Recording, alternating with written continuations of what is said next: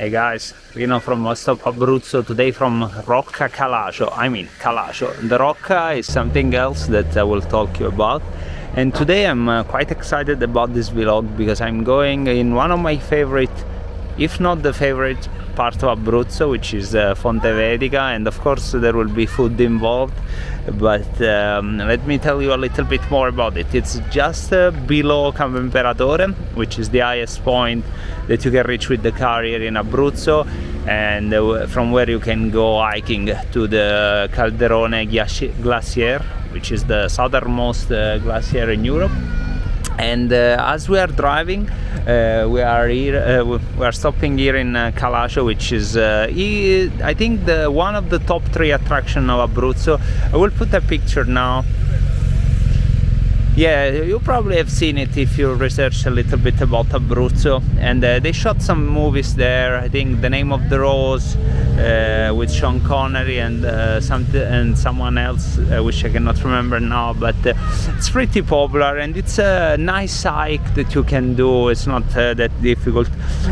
Today we are not going because I don't have I cannot do everything in one day with the kids and everything, but if you decide to have a day trip, you can technically squeeze everything together, you know. So from Pescara to here it's 45 minutes, then you do the hike to the Rocca, and then you go to Fonte Vetica. But follow me now as we go, and I will leave some footage of the road because it's quite quite scenic. Let me flip the camera just to show you out here. Yeah, there's just a little park with kids. We are around 1,000 meters above the sea level, and the Rocca is on top there, in case you want to go. And let me show you, there is an image, but the sun has had the best of it, but this is the Rocca. And this town is really nice also to have a walk. It's close also to Santo Stefano di Sessanio, a very popular borgo which you probably have heard of. So let's go for the other part of the video.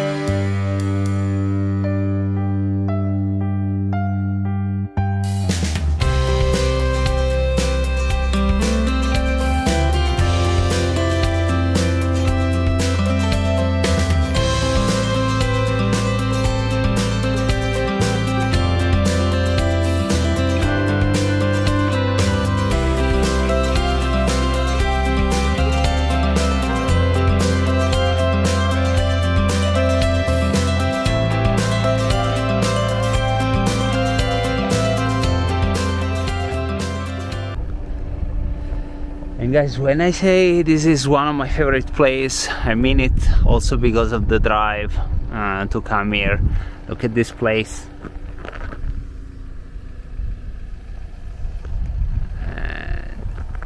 We still need to go a little bit before reaching the Fonte Vetica, but I always enjoy this scenery. I always take a break here to enjoy fresh air and these views.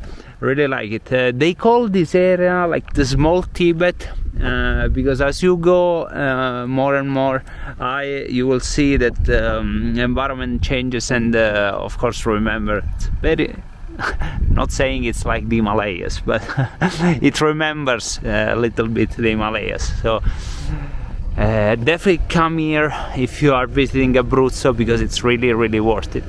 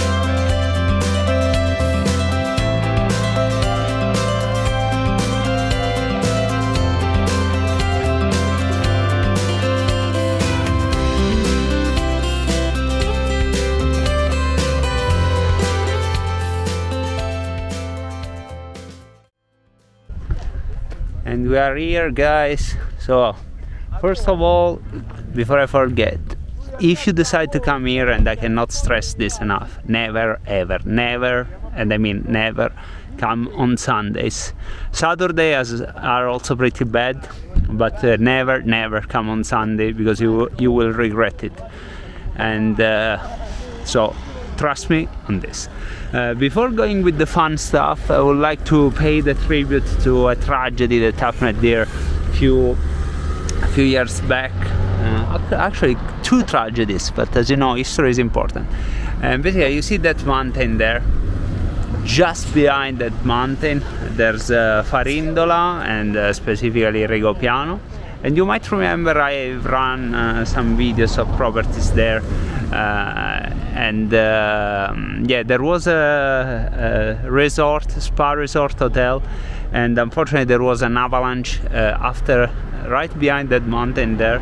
I will try and put a Google Earth screenshot of it, and unfortunately 29 people died because the snow went to the destroyed the hotel. So it was pretty dramatic, really a bad event. And here, guys, as you can see, there are two butchers. One is that one where I always go, and as usual, no sponsored video. And the other one is there, and both are great. They sell fresh meat and or kuredam, cheese, and you have your barbecues that the staff will lit, so charcoal are already on, and yeah, it's just amazing. I will ask the owners if I can film inside to show you the products, and this place is just amazing, just amazing. And I don't know if I can go later in there is a landmark which also commemorates something that happened on the 1919, where one guy, a shepherd, was caught in October on an unforeseen snowstorm, and he died with 2 kids. And yeah, it was pretty sad story as well. But as you know, I try to, yes, Giulio speaking, as I try to tell you about everything, not just natural beauty or food or history, but also tragic events. I think it's important always to remember. So guys, let's go and see if I can film the inside. And guys, so we are approaching the butcher and the shop, and honestly I thought it was less people today. So even though it's Thursday, it's August, so yeah, you will expect people anyway. So in a way I'm happy that people are here. On the other hand, I already know I have to fight my way to the food today. And how does it work? So you have the stables here, you can use freely, no problems. You have the barbecues here, which I was mentioning. They are on. Exactly, Giulio says there is a lot of people. I know, Giulio. And then you have 2 lines with the numbers. On the left, fresh meats, and you take your number. Prendi Giulio. 1, grazie. Prendi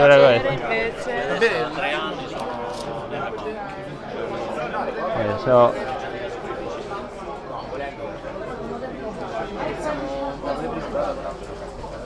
we can see we are 17 and 11. 311, what? 40 numbers and 50 numbers. Oh man, that's bad. Okay, it's going to be a long wait. Just filming inside there. I hope you can hear. Here you have the fresh meat. Man, I'm hungry.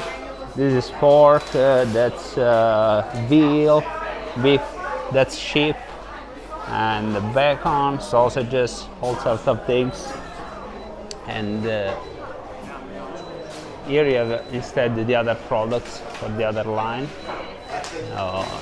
Bread, water, cheese, other sausages. And guys, this stuff, it's absolutely exquisite. Wine, amazing.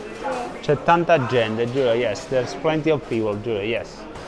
So now we just have to wait. What can we do? And then proceed to cook.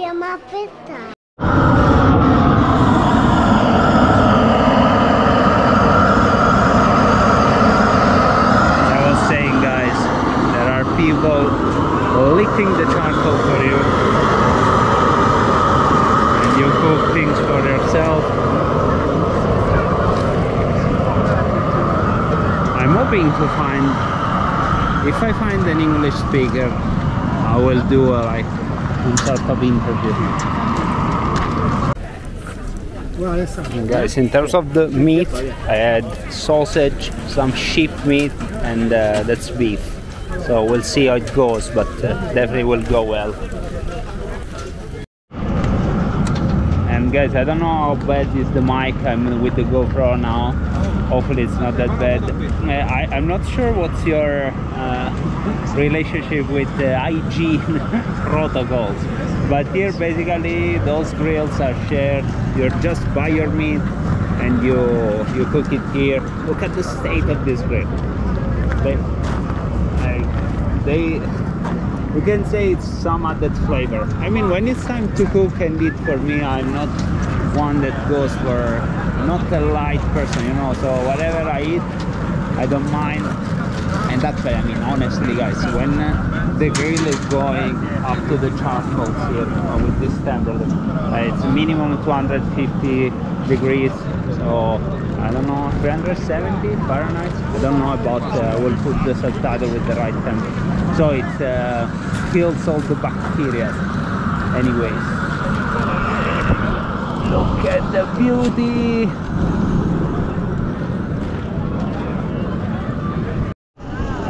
Hey guys, right in the middle of the cooking. Cooking is proceeding well.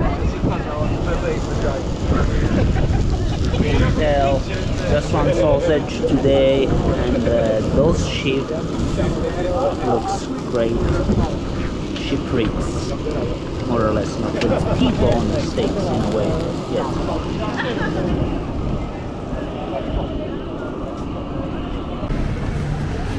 Guys, the evening continued, the day continued in Pescara.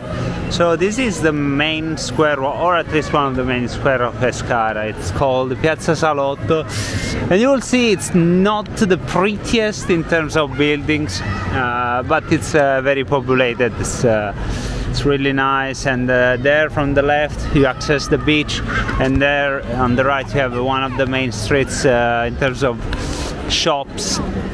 And Pescara, guys, it's a recent city. It was, I think, 1920 was founded, and it was heavily bombed during the Second World War. So they basically built those truly ugly buildings, you know, during the economic boom in the 60s.